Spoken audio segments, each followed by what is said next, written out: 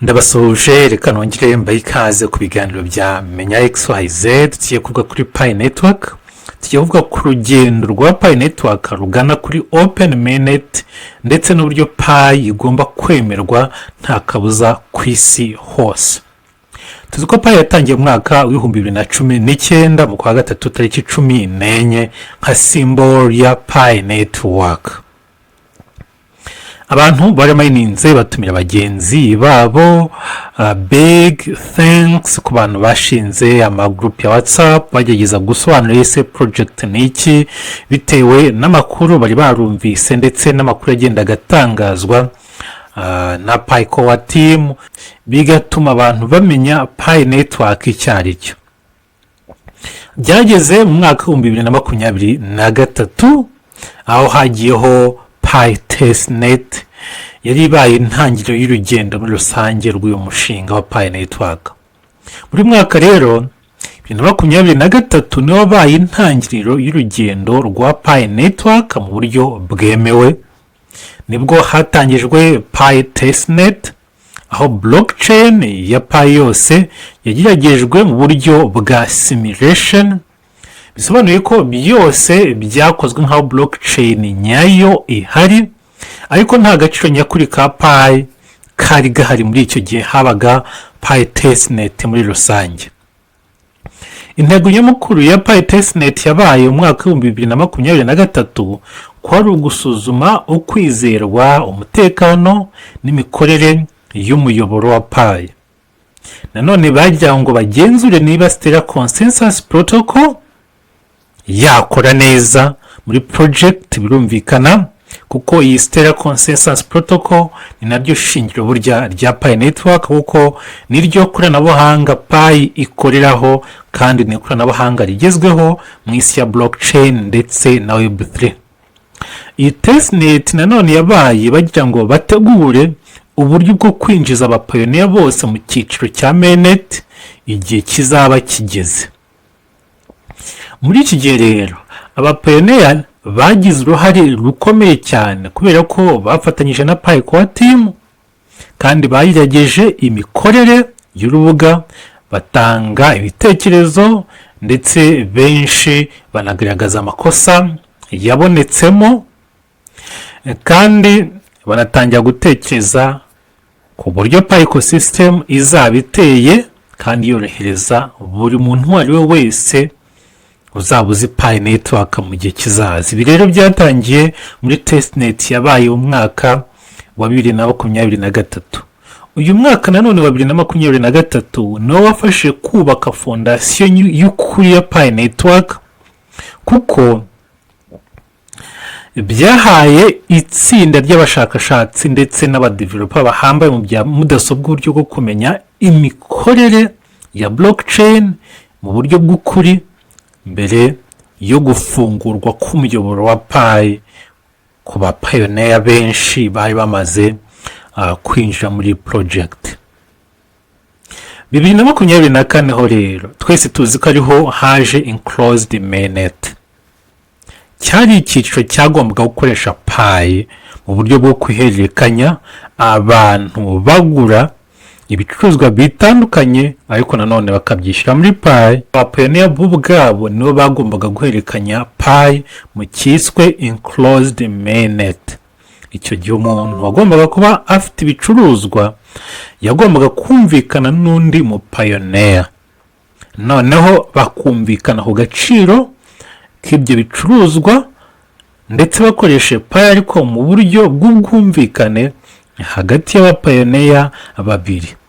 Ni nabwo habaye ama Pi Fest menshi, aho imishinga itandukanye y'ubucuruzi yemeraga kwakira Pi Network ariko mu buryo bwa consensus ya two parties, umuguzi n'ugurisha bakumvikana. Icyo gihe Pi nabwo nta gaciro yari yakagize, ariko nanone abapayoniya babiri bagombaga kumvikana bakagira ibyo bagura, kandi Pi Core team yababwiraga ko Pi igomba kuba igura ibintu bifatika, atari bya bindi byo kohereza Pi gutyo gusa umuntu bakamuha ubusa, ari nayo mpamvu habaye ibitekerezo ko abantu babivugaga muri icyo gihe bati umuntu uzatanga payi nta gicuruzwa yakiriye. Ati birashoboka ko nyuma yaho payi netiwaka izadetekitinga izo taranzakisheni, cyane cyane abantu bazigurishaga icyo gihe kuri 200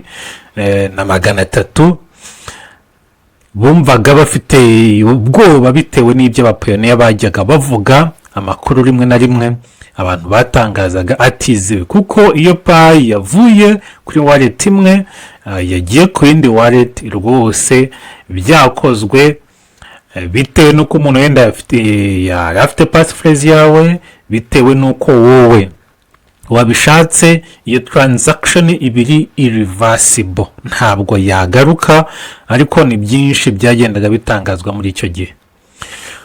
2024 uyu mwaka wazanye icyiciro gishya kandi cy'ingenzi. iyi Open Mainnet yongeye gufungura isi, abantu bamenya ko Pi ari project byibuze irimo kugenda igana ahantu heza, nk'uko roadmap yabivugaga. Cyari igihe gitangiye kereka abapayoniya ko ibyo Pi ndetse n'ingengabihe yatanze irimo kugenda yubahirizwa. Ibi byari bisobanuye ko blockchain ya Pi network yatangiye gukora mu buryo bwa nyabwo, ariko nanone mu buryo bufunze, ntabwo yerekanye amafaranga hanze y'urubuga rwa Pi network, ntabwo byakundaga. Ibi byari bigamije rero ibintu bitatu by'ingenzi.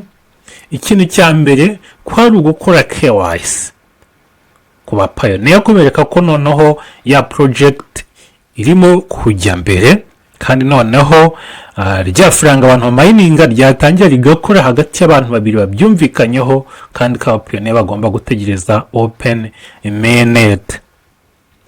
Ibi rero byafashije abantu benshi gukangukira gukora ama KYC, bakemeza ko ari abapayoniya nyakuri atari robot. KYC kandi ni ukugira ngo hirindwe konti z'impimbano yuko umuntu ashobora kugira amakonti atandukanye. Iki rero abantu benshi bari bamaze kugira muri Pi network, yari amamiliyoni menshi, batangiye guhita bakora KYC buhoro bitewe n'uko amaslot yari yatangiye kugera muri Pi browser mu gice cya KYC. Byaje rero buhoro abantu bagenda bakora KYC bafite n'akanyamuneza ko Pi network mu gihe kigiye kuza igiye kuba ari ikintu kirenze cyane. Uburyo bwa kabiri bwari kugira ngo hazabeho migration, Pi zive noneho muri mining app zijye muri mainnet wallet. Nyuma yo kwemeza KYC, abapayoniya batangiye kubona uburyo nanone bwo kwemeza cyangwa ku migrating byakorwaga mu buryo buri automatic. Wamara gukora KYC agombaga gutegereza iminsi 14 like 2 weeks, ubundi migration automatic ikaba. Iki gihe Pi wa mininze zabaga zivuye mu cyo twakwita nka Testnet, burira Pi niyo Testnet app cyangwa se wallet iri aho ngaho y'ibyo tumayininga biba biri muri app. Noneho ibyo twamayininze bitewe n'uburyo twarokinze, bitewe na mining rate twamayiningiyeho, bikagenda bikajya muri Pi Mainnet wallet. Ibyo rero bigatuma Pi z'abapayoniya zitangira gufatwa nk'izemewe muri systeme nshya. Icya gatatu kwari ukugira ngo hagurwe ecosystem ya Pi. Muri uyu mwaka rero nibwo hanatangijwe porogaramu z'ubucuruzi, serivisi n'imikino ikoresha Pi nk'ifaranga. Aha niho hatangiye ibikorwa nka Pi browser, urubuga rukoresha dApps za Pi, haza Pi chat abapayoniya bavuganira, n'ubu Pi chat irahari muri Pi app. Haza noneho na Pi commerce projects, uko abapayoniya bashoboraga cyangwa abadeveloper kugura cyangwa kugurisha, nanone ukanishyura muri Pi biciye mu platform atandukanye ya Pi network. Ibitekerezo byatangiye muri uyu mwaka 2024, ni nabwo havutse imishinga minini irimo nka za Pi chain more. Abantu rwose bakajya n'ama ambassador, dufite ambassador mu Rwanda. Haza na pi chain ndetse n'andi madapu yari amaze kubakirwa muri pi ecosystem muri iki gihe cya Enclosed Mainnet. Iyi Enclosed Mainnet rero yabaye nk'ishuri rikomeye rya pi network, aho byose byageragejwe mu buryo bw'umutekano, hakarebwa imbogamizi zose mbere y'uko pi ishyirwa ku ruhando mpuzamahanga. Ni nk'uko umuntu yubaka inzu akabanza gukora fondasiyo ikomeye. Iyi rero niyo yari fondasiyo y'ubukungu bwa pi, kandi yagombaga kuzaba ishingiye ku mucyo birumvikana ndetse no ku mutekano, ku buryo abantu abapayoneya batazayigiraho amakenga, ndetse n'izindi project za crypto hanyuma yuko Open Mainnet izaba igiye hanze kugira ngo blockchain ya pi izaba ikorana n'izindi blockchain neza mu bihe biri imbere. Ibi byose byatangiye mwaka ushize 2024 mu gihe cya Enclosed Mainnet. Uyu mwaka rero wa 2025 ni umwaka ukomeye, ni umwaka uhambaye, ni umwaka habayemo ibintu byinshi cyane. Icyabaye nyuma y'uko abantu bari biteze ko mainnet izajya hanze mu kwa 12 umwaka ushize wa 2024 ntibyaba. Kuri 20 z'ukwa kabiri uyu mwaka nibwo Open Network yashyizwe hanze.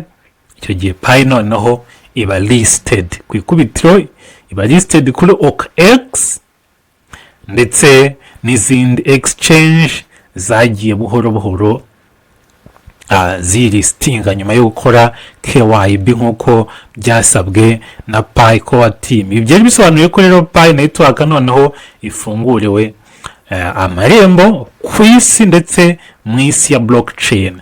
Ariko habura ikintu kimwe kandi aricyo cy'ingenzi gikomeye n'ubu ngubu kibura. Open Mainnet iri full. Iyo tuvuze Open Mainnet iri full tuvuga kujya hanze ku izi decentralized applications zubakiwe muri pi ecosystem ngo zitange serivisi, noneho tubone utility zamuka, tubone n'agaciro ka pi kazamuka. Uyu mwaka wa 2025 rero nubwo utararangira, ariko wabaye umwaka w'amateka kuri pi network n'abapioneer muri rusange ku isi hose, kubera ko ni wo mwaka Open Network yagiye hanze, pi iba listed, kandi nawo mwaka abantu biteze ko byibuze Open Mainnet ishobora gutangira ku mugaragaro, bikazaba muri last quarter cyangwa mu gihembwe cya nyuma cy'uyu mwaka turimo gushaka kwinjiramo. Bisobanuye kuri rero blockchain ya pi iki gihe izaba ifunguye ku bantu bose bo ku isi, nta mipaka ndetse nta kubangamirwa, bitewe n'aho amaplatform izaba listed ho, yaba amadex ndetse n'amasex muri rusange. Ibi bizaba bisobanuye rero ko pi wallets zizahuzwa n'umuyoboro rusange public blockchain. Bizaba bisobanuye ko dApps n'izindi program za Web3 zizashobora gukoresha pi mu buryo bwimbitse, nk'aho umuntu azashobora kugura, gucuruza cyangwa kwishyura serivisi abantu benshi hirya no hino ku isi bakoresheje pi. Kandi bizaba bisobanuye icyo bita global transactions cyangwa ubwishyu ku rwego rw'isi, kandi ubu buzatangira gukorwa mu mucyo kandi bizagaragara kuri blockchain nk'uko tugenda tubibona yuko ledger cyangwa ibikorwa byose amatransaction arimo arakorwa yose agaragara muri blockchain ya pi, cyane cyane iciye kuri pi explorer mu buryo bw'umucyo rwose babiri ku karubanda. Icyo gice rero cya Open Mainnet nicyo gaciro nyako ka pi real value. Ako gaciro nibwo kazatangira kugaragara. Rero si agaciro kavugwa gusa, ahubwo kazagaragazwa n'uburyo pi izaba ikoreshwa mu buzima bwa buri munsi, mu bucuruzi, mu itumanaho, mu masoko ya digital ndetse no mu bikorwa by'ubukungu bwa Web3. uko usability izagenda izamuka, uko amadapusi azagenda atanga amaserivisi azagenda arushaho kwiyongera, ni nako tuzabona agaciro ka Pi network kagenda kaduga. Abapayoniya rero bamaze imyaka 6, 5, 4 bitewe n'igihe umuntu yinjiriye, barindiriye iki gihe, barindiriye kuzabona imbuto z'urugendo rwabo bakoze igihe kirekire, aho Pi izaba ifite utility, izaba ifite liquidity ndetse na accessibility mu buryo bwagutse cyane.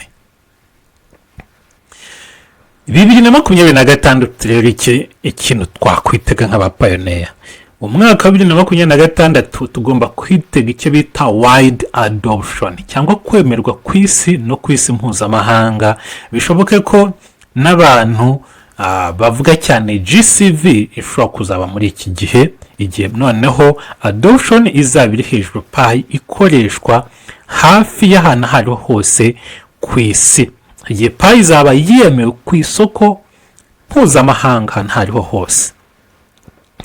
Nyuma rero y'imyaka myinshi izaba ishize igeragezwa n'iterambere, 2026 uzaba ari umwaka udasanzwe ku bantu bose, kubera ko tuzabona icyo bita Pi Global Recognition cyangwa kumenyekana kwa Pi ku isi. Iki gihe Pi izatangira kwemerwa ku masoko akomeye, izatangira guhererekanywa ndetse no kuba listed ku masex n'amadex, na ya masex tuvuga ngo yanze kulistinga Pi nka Binance, Coinbase cyangwa Qcoin. Iki gihe aya masex azahita akora KYC mu buryo bwihuse aho bwanabyigana. Abantu bahoze bakora amasesengura, abantu bamenyereye iby'amakuru bavuga bati ubu ko bimeze gutya utility ya Pi itaratangira, bati Binance listinze Pi byibuze yazamuka ntabwo yaca munsi y'amadolari 30, kandi utility yo izaba ari ikintu kirenze, tutirengagije na dex ya Pi ubwayo yamaze kubakwa ukaba irimo kugeragezwa muri Pi wallet nk'uko twese tubizi. Ibi rero byose bizazana impinduka zikomeye cyane, bizazana kwemerwa kwa Pi nk'ifaranga rya digitali ku rwego rw'isi. Pi izaba ikoreshwa mu gihugu icyo ari cyo cyose hirya no hino ku isi. Hazaba hari ukwishyurana hagati y'ibihugu cyangwa amatransaction arenga imipaka, ibyo bita cross border payments.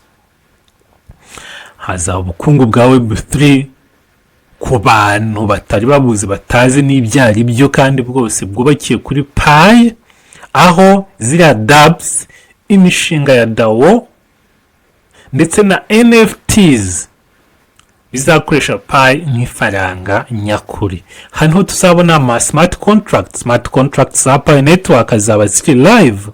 Ibi bizakora rero isi yose. Ubu Pi network igeze rwose nta kiraba, kuko n'ikoranabuhanga ubu nibwo urimo kubakwa cyane, ariko nanone muri kwa gufinalizinga buri kimwe, igihe byose bizaba bimaze kugera hanze nibwo tuzabona impinduka zikomeye cyane. Pi nk'ifaranga izaba ikoreshwa mu burezi, mu bucuruzi n'imibereho rusange ya muntu, abantu bazajya bishyura uburyo butandukanye, bishyura amasomo, yaba ari Minerva, yaba ibicuruzwa bitandukanye n'ibikorwa byinshi bizajya byishyurwa dukoresheje Pi.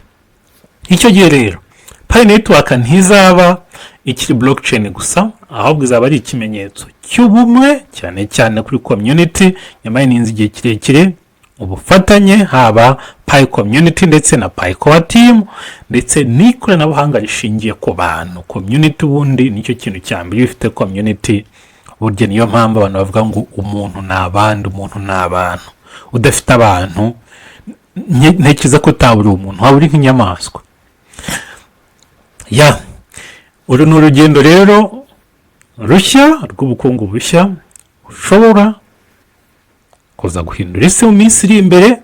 Ubukungu burimo kubakwa n'abantu basanzwe batari abakire cyangwa abagaga, kandi iki ni ikimenyetso yuko isi ya crypto yari ifitwe n'abantu bazi iby'ikoranabuhanga n'abakire, noneho bigiye guhinduka tukabona Pi Network ibyara abakire bashyashya kuri iyi si y'Imana dutuyeho. Dusoza rero, navuga ko Pi Network atari amafaranga gusa nk'uko dora tubivuga mu biganiro byacu bya buri munsi, ahubwo ni urugendo rw'igihe kirekire rw'icyizere, ubumwe n'ubufatanye nk'uko na Pi Core Team bahora babivuga, cyane ubufatanye n'ubumwe hagati y'abantu bo mu bihugu byose byo ku isi bashaka guhindura isi biciye mu ikoranabuhanga byoroheje kandi rifunguriye uwo ari we wese.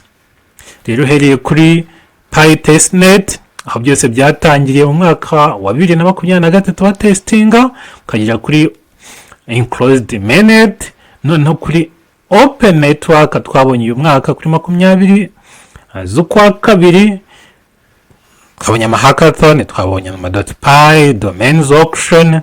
Ibi byose rero biragaragaza ko buri muntu wese ufite telefone akaba mininga Pi yagize uruhare muri uru rugendo rumaze imyaka 6.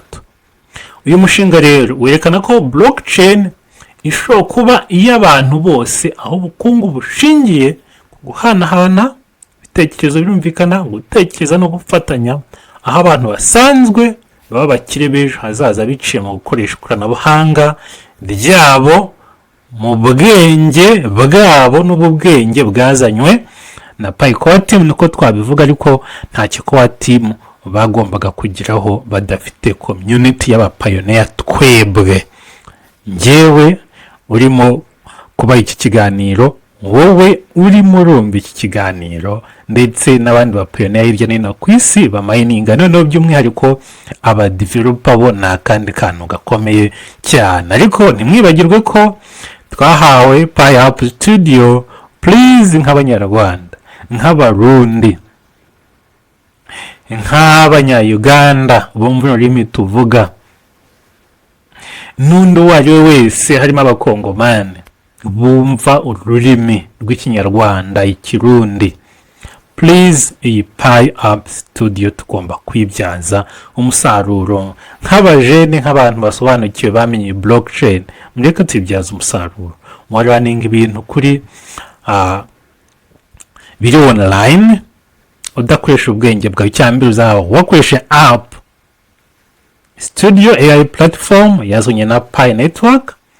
Ikindi, ushobora creating a content, ushobora kuraningiraho ibintu, kandi ibyo bintu nabyo ubikoresha AI ukabishyira muri iyo app uzaba warubatse muri Pi ecosystem, kandi izaba iri accessible,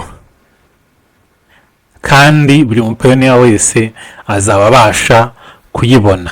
Pi Network rero ni ubuhamya bw'uko abantu bashobora kwihangira ubukungu bushya, aho buri muntu agira uruhare mu kugarura icyizere mu isi y'ikoranabuhanga. So Pi is for the people and by the people.